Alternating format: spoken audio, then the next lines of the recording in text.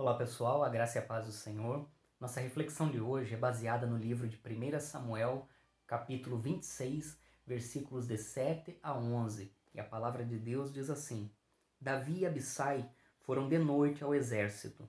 Saul estava deitado, dormindo no acampamento, e a sua lança estava fincada na terra, à sua cabeceira.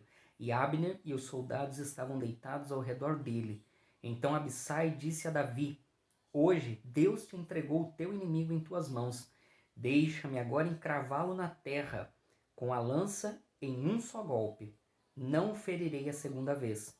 Mas Davi respondeu a Abissai: Não o mates, pois quem pode estender a mão contra o ungido do Senhor e ficar inocente?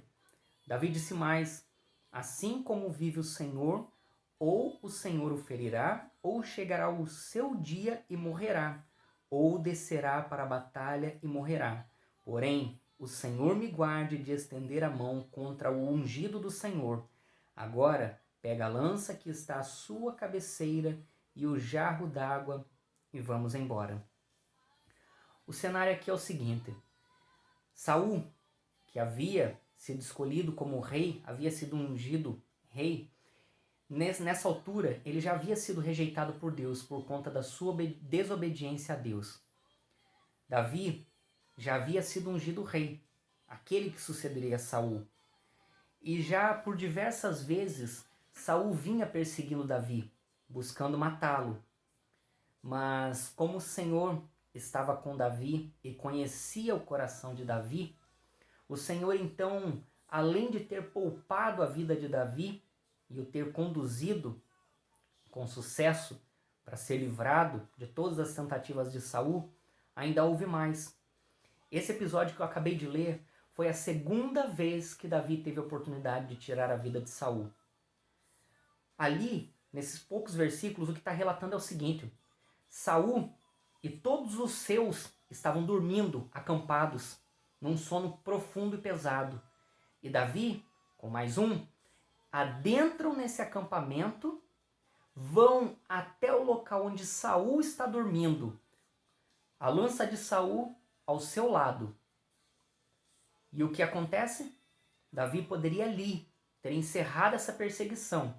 Afinal de contas, ele já não tinha sido escolhido para suceder Saul como rei, já não tinha sido ungido. Mas o que então Davi faz? Ele nos deixa ali uma lição que hoje eu quero propor como reflexão para a tua vida nesse dia.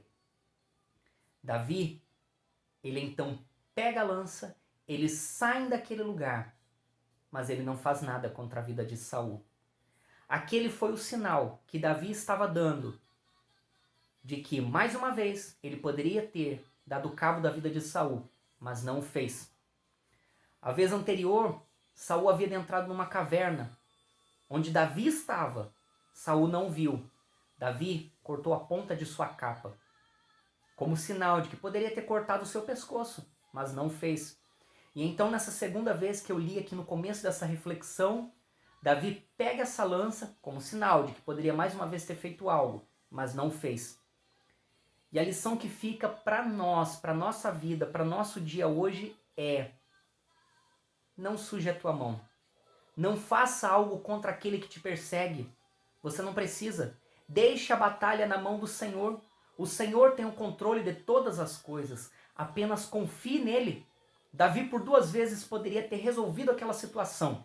Ele poderia ter ido lá e ter acabado com a vida de Saul, mas não o fez. Por quê? Porque ele entendia que o tempo era de Deus. Um dia, Saul foi ungido rei, e ele ainda até aquele momento reinava sobre Israel. Davi havia sido ungido para sucedê-lo. Mas enquanto Deus não pusesse fim ao reinado de Saul, Davi então entendia que não era momento dele reinar, por mais que já tivesse sido ungido. Por quê? Porque ele soube esperar o tempo de Deus. Não suje as tuas mãos lutando contra aquele que te persegue. O teu tempo vai chegar. A perseguição vai cessar no momento que Deus entender que deve cessar. Para tudo há um porquê.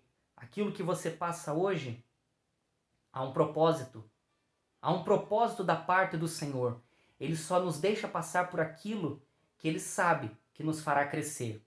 Portanto, deixe a batalha na mão do Senhor. Deixe que Ele lute a tua guerra, porque no tempo dele você receberá a tua recompensa. Siga confiando em Deus. Reflita sobre isso. Que Deus te abençoe e até a próxima reflexão.